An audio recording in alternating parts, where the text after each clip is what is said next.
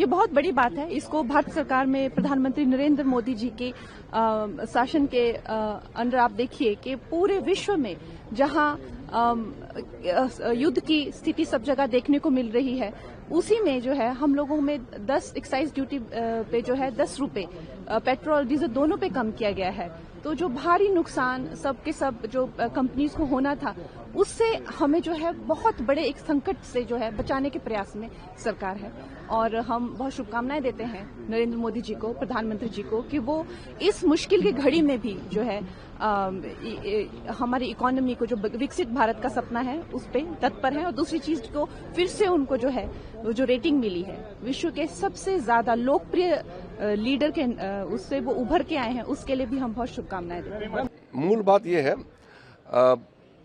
I on behalf of all the MPs would like to extend heartfelt gratitude to Honorable Prime Minister for taking such an important decision to cut drastically the excise duty on petrol and diesel. So this is something which is taken only to ensure that the common people do not suffer. So to ensure that such a huge decision taken by the Prime Minister at the top level must be ensured by all cooperation, especially the state government, to ensure that there is no shortage of LPG, petrol, diesel at the ground level. So we all have to support. It's a time of crisis. We have to work as a team. देखिए, मैंने हरदीप सिंह पुरी साहब का बयान देखा था। सरकार के पास भी जो राजस्व आता है वो लोगों की जेब से ही तो आता है। जो लोग टैक्स देते हैं उसी से ही तो सरकार का राजस्व आता है। तो अगर सरकार ने एक्साइज ड्यूटी कम की है तो कोई सरकार अपनी जेब से पैसा थोड़ी दे रही है। हरदीप सिंह पुरी जी का बयान तो ऐसा है जैसे कि वो अपनी जेब से निकाल के पैसा दे रहे हों। भाई, सरकार के को लोग टैक्स देते हैं। एक बहुत ही असामान्य परिस्थिति दुनिया में बनी हुई है। तो अगर सरकार ने एक्साइज ड्यूटी कम कर दी है तो उसको इतना जताने की क्या जरूरत है। पुरी साहब तो ऐसा जताना चाह रहे हैं जैसे वो अपनी जेब से निकाल के पैसे दे रहे हों। इसे कहते हैं हाथ की सफाई और चोरी पकड़ी गई। देखिए, 2014 में 2014 में जब कांग्रेस की सरकार थी, यूपीए की सरकार थी, तो उस समय एक्साइज ड्यूटी होती थी पेट्रोल पे 9 रुपये 48 पैसे पर लीटर, और आज क्या है 32 रुपये 98 यानी 33 रुपये पर एक्साइज। डीजल पे उस समय 3.3 रुपये 56 पैसे था और इन्होंने कर दिया था 31.83, लगभग 32 रुपये। और कमाया कितना मालूम है? जनता से लूटा कितना, कमाया नहीं, लूटा कितना, लगभग 28 लाख करोड़, जो बहुत से देशों का बजट नहीं होता। कोविड टैक्स जो लगाया था वो भी कम नहीं हुआ, एक कोविड के समय में लग गया, और आज कम कर रहा है। यानी लूट के 28 लाख करोड़ लूटा और दे क्या रहे हैं? थोड़ी सी रियायत, और ऊपर से बन रहे हैं कि जैसे बड़ा एहसान कर रहे हैं जनता पे। सिर्फ इतना हुआ है, जो डकैती डाल रहे थे ना, वो डकैती में थोड़ी कमी की है। मैं इसे इस ढंग से दर्शाता हूँ। Yesterday, keeping the West Asia conflict situation in mind, Honorable Prime Minister, being Ram Navami, despite Ram Navami, all the officers and others were called. Honorable Prime Minister held a meeting, and in that it was decided that there should not be a shortage and there should not be an increase in price due to the global situation in crude, in petrol, diesel, and in ATF. So Honorable Prime Minister, despite it being Ram Navami, called a meeting of all concerned, and today we have announced a decision whereby we will be giving support to the oil marketing companies so that they can import the material and not really, even if it is imported at a higher cost, the common citizen will not have to face any increase in the price of petrol or diesel. Equally, even for ATF, which is so required for aviation, we are making sure that the prices will not go up and the oil marketing companies will be supported to bring these commodities to India.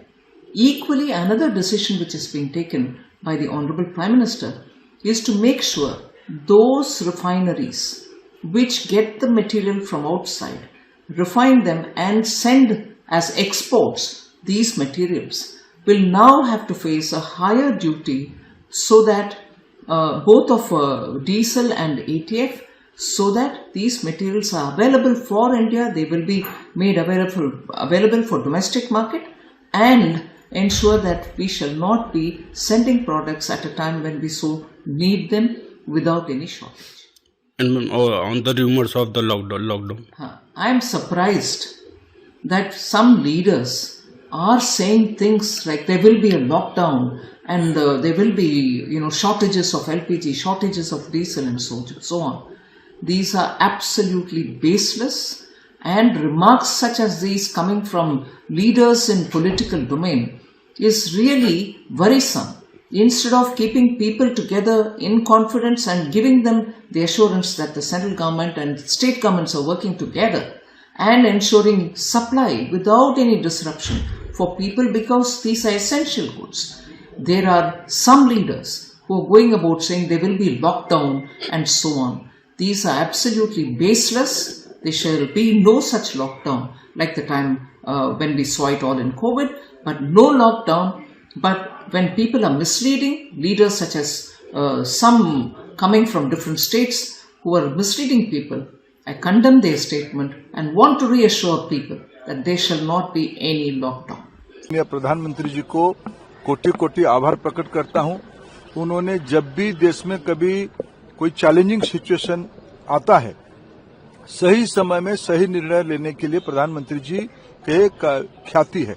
जिस प्रकार से उन्होंने देश की अर्थनीति को संभालते हुए, विशेष करके नागरिकों की हितों को ध्यान में रखते हुए, सामान्य आदमी की जो मास ट्रांसपोर्टेशन होती है, जो अन्य पेट्रोलियम प्रोडक्ट से सारे ट्रांसपोर्टेशन के ऊपर उसका एक प्राइस बर्डन आती है, इसको ध्यान में रखते हुए इन्फ्लेशन को नियंत्रण में रखने के लिए सामान्य आदमी की, मध्य वर्गीय की, गरीब आदमी की जेब को ध्यान में रखते हुए 10-10 रुपया की भारत सरकार ने एक्साइज की ड्यूटी घटाई है।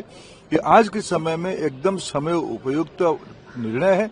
मैं इसके लिए फिर एक बार प्रधानमंत्री जी को और पेट्रोलियम विभाग के मंत्री और वित्त मंत्री तीनों को धन्यवाद देता हूँ। देखिए, कटौती की गई है, लेकिन प्राइसेस तो बहुत बढ़े हुए हैं, महंगाई बढ़ी हुई है, और इस कटौती का क्या फायदा? जब मिल ही नहीं रहा है तो उस पर कटौती का क्या फायदा? ये सरकार तो कह रही है कि पेट्रोल हो, डीजल हो, सिलेंडर हो, एलपीजी हो, हर चीज उपलब्ध है। नहीं, आप देखिए, न्यूज चैनल्स के माध्यम से ही हम लोग को देखने को मिल रहा है कि कहीं कहीं 5-5 किलोमीटर तक, कहीं कहीं 1-1 किलोमीटर तक, 3-3 किलोमीटर तक लाइन में लोग खड़े हैं एलपीजी के लिए और पेट्रोल के लिए, डीजल के लिए। तो फिर ये इस कटौती का कोई फायदा है नहीं। कटौती का फायदा तब होता कि आप सही तरीके से लोगों को आसानी से उपलब्ध हो जाता है एलपीजी और पेट्रोल और डीजल, तो कहीं फायदा होता है।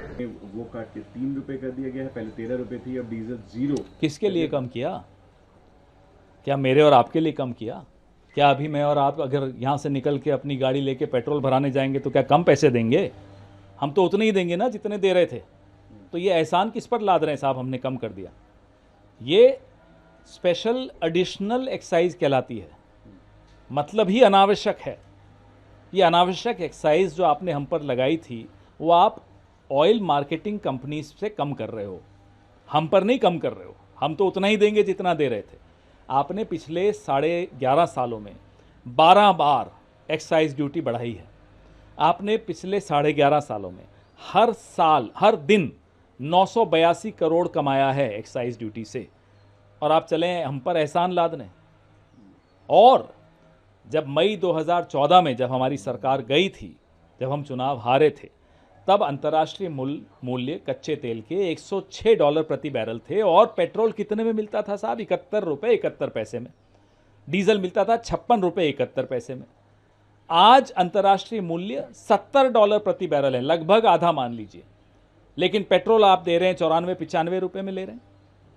तो ये सब उसी कमाल की एक्साइज ड्यूटी है जो इन लोगों ने हम पर डाली है।